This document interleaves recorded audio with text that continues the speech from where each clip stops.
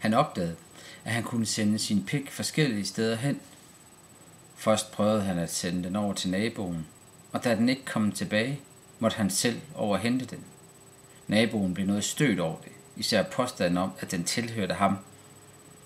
Han fik da overtalt naboen til at lade ham få den tilbage, men inden de kom hjem, pikken og ham, ville den afsted igen. Det er min frihed, sagde den. Den skal du ikke lege med.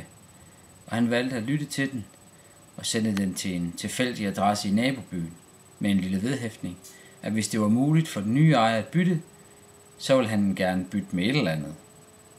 Der kom en pik tilbage. Det var ikke hans, det kunne han se med det samme. Først var han lidt ærgerlig over det, for han havde håbet på noget lidt andet. De brugte noget tid på at lære hinanden at kende. Nej, ikke så hårdt. Nej, ikke lige nu. Nej, gå derhen. Ikke hende. Hende derovre.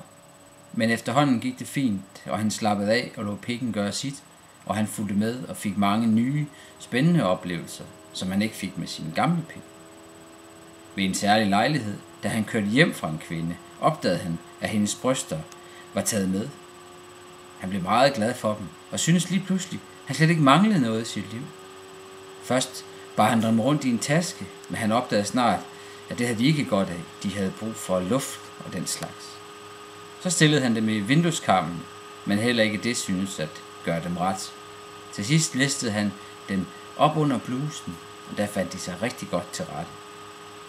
En dag mødte han den mand, han havde byttet pik med, og de fik lyst til hinanden og gik i seng sammen.